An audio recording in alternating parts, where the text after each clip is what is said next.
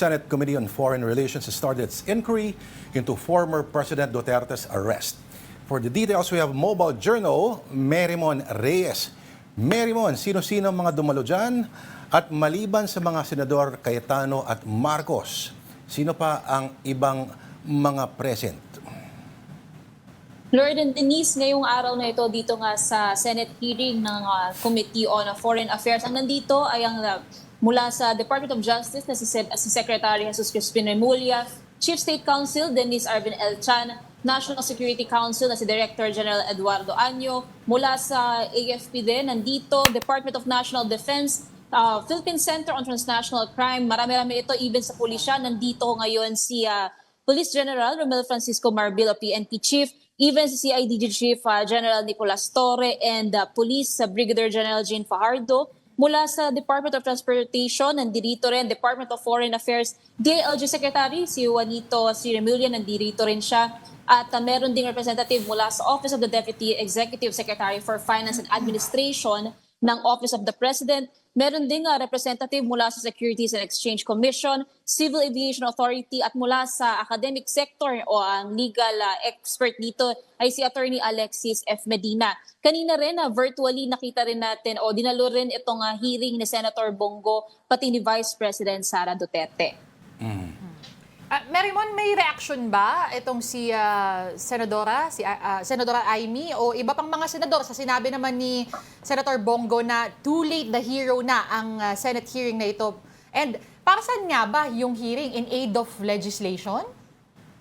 Yes, Denise, bukod pa nga dyan, nasabi rin kanina ni Vice President Duterte na tila parang nagiging nagkaroon nga ng illegal arrest or detention dito sa dating Pangulo. Pero ang nasabi dito ni Senator Amy Marcos, hindi raw sila nag-iisa dito sa laban na ito dahil ito nga raw Senate hearing ay para maituwid o malinaw kung ano nga ba yung naging papel, ano nga ba yung, kung may due process ba na nasunod, kung may mga batas ba na nalabag, ano ba yung naging papel dito ng iba't ibang ahensya ng gobyerno patungkol doon sa pagkakaaresto nga kay dating Pangulong Duterte, and paano ito nangyari kasama ang Interpol, which is doon dinaan itong warrant of arrest ng ICC since wala na mga police force ang International Criminal Court. Pero nilinaw kanina ni Department of Justice Secretary Jesus Crispin Remulla, pinlay kasi kanina yung ilang mga panayam ni Pangulong Bongbong Marcos sa sinasabing walang jurisdiction ng ICC sa Pilipinas, pero nilinaw niya na kahit walang jurisdiction ng ICC sa Pilipinas bilang non-member state,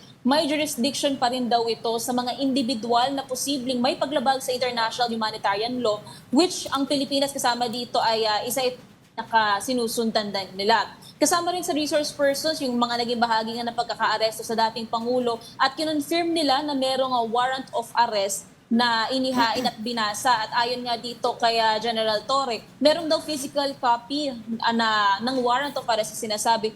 Kataliwas ito doon sa sinasabi ng panig ni Duterte na wala raw legal or valid na arrest warrant na ipinresenta sa kanila. Nasabi rin kanina ni Senator Bongo sa kanyang preliminary statement na mukhang huli na nga raw itong pagdinig, pero sang-ayon siya doon sa ideya ng pag-iimbestiga sa naging proseso nito at kung mayroong magiging mananagutan kung sakali nga na mayroong naging paglabag sa karapatan ng dating Pangulo. Mang-uurot lang ako, Merimon, wala bang naghahanap dyan kay Senator Bato de la Rosa?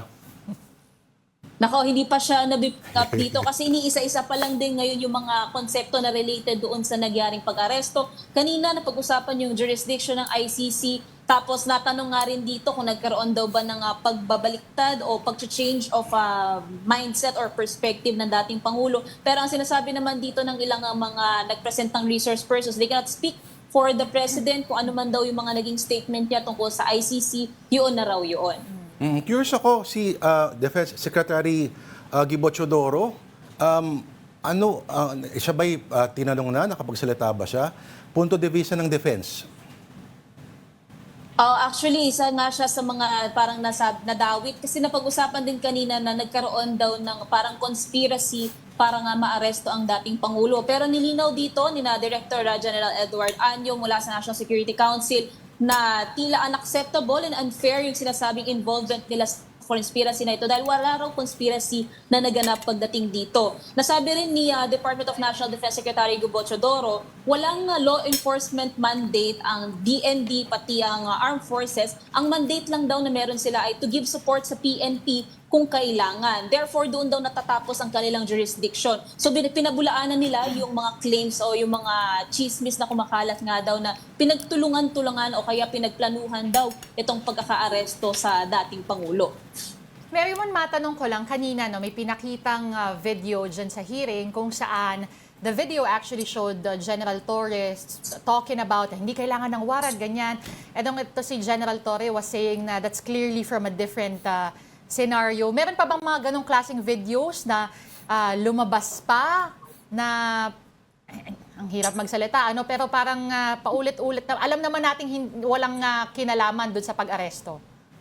Sa simula pa lang, Denise, kanina nagkaroon ng pagpe-play sa isang compilation ng mga videos mula sa iba't ibang mga sources na makikita rin online na pinapakita yung simula doon sa pag-usap sa dating Pangulo hanggang doon sa supposed arrest. Pero ang nasabi kasi ni General Torre, nilinaw niya na merong binasa at may binasa siyang warrant of arrest, even yung Miranda rights, na basahan nito ang dating Pangulo. And yung ibang mga videos pa raw, sa ibang oras na raw pero on the same day daw yun nangyari. Kumbaga, paulit-ulit niya lang daw na sinasabi o sinasagot yung mga katanungan ng lahat ng tao na nandoon sa Villamor Air Base tungkol doon sa kanilang mga tanong regarding sa warrant of arrest. Pero so far, yun palang ilan sa mga videos na pinlay dito, kasabay ng ilang mga videos naman ng mga panayam ng dating Pangulo. And even yung red notice versus yung red diffusion ay napag-usapan na rin kanina kung saan ito daw ang sinasabi na lumabas. Ang nasabi dito ni Special Envoy Anthony Alcantara, kinumpirma niya na ang Interpol ay nag-issue ng wanted person diffusion at hindi ito isang red notice bilang basis doon sa arrest ng ICC warrant. Pero nasabi rin kanina ni Justice Secretary Remulla, standardized request to arrest pero functionally equivalent din sa red notice itong sinasabing red diffusion. So medyo ngayon nagkakaroon pa ng maraming diskurso tungkol sa mga legalidad dito kung meron nga ba talagang nalabag o meron bang na-bypass na hindi nasunod, lalong-lalo na pagdating sa pagsusunod sa batas. May nagtanong na ba kung kanino raw yung eroplanong ginamit?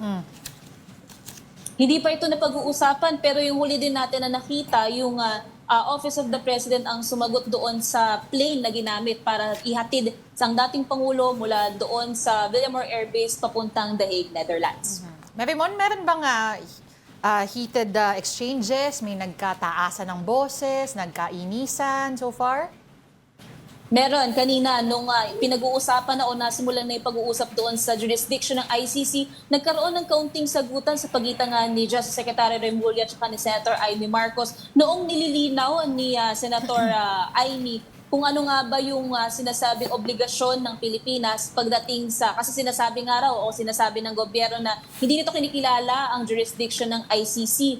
Kaya daw hindi dapat na tumulong o tumugon doon sa arrest warrant na ibinaba sa pamagitan ng Interpol. Pero nilinaw nga ni Secretary Remulla, even if walang jurisdiction ang ICC sa Pilipinas bilang non-member state, meron itong jurisdiction sa mga individual na posibleng mayroong ginawang krimen o paglabag sa international humanitarian law and doon nag-a-adhere ang Pilipinas. So doon nila medyo nagkaroon ng back and forth na discourse tungkol sa jurisdiction mismo and kung paano nga ba ini-interpret itong legality sa konteksto natin.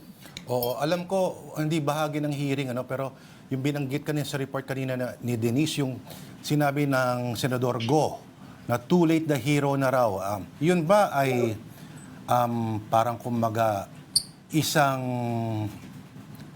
negatibo ang tono nung sinasabi niyang too late the hero? O parang ang punta ba niya, this should have been scheduled earlier, etc., etc.? Nung kanina nagsalita si Senator Bongo online, yan din ang pinaka-sinasabi niya na posible nga yung pagdinig huli na para pa mabago yung sitwasyon ngayon ng dating Pangulo kasi nga nandoon na siya sa The Hague, Netherlands. Pero yung nga, ang idea dito is kung magkakaroon pa raw ba sana ng pagkakataon o posibilidad na maibalik pa dito sa Pilipinas ang dating Pangulo. So medyo yung mood ng pagsasalita kanina na Senator Bongo ay may halong pagkalungkot o pagkadismaya. Pero still, ang nagpapasalamat daw siya dahil nga may sinagawang Senate hearing tungkol dito. Merrimon, kailan naman ang susunod na hearing? Sa ngayon ay ongoing pa kasi itong hearing ng Senate Committee on Foreign Affairs. So hindi pa masyadong malinaw kung kakailanganin pa ba ng susunod na pagdinig. Pero inaasahan natin na posibleng abutin pa ng ilang oras ang hearing ngayong araw dahil marami-rami pa ang kailangang mapag-usapan. Alright. Nag-lunch ka na, Merrimon? May binagoongan dito. Maraming salamat sa iyo, ang Mobile Journal, Merrimon Reyes.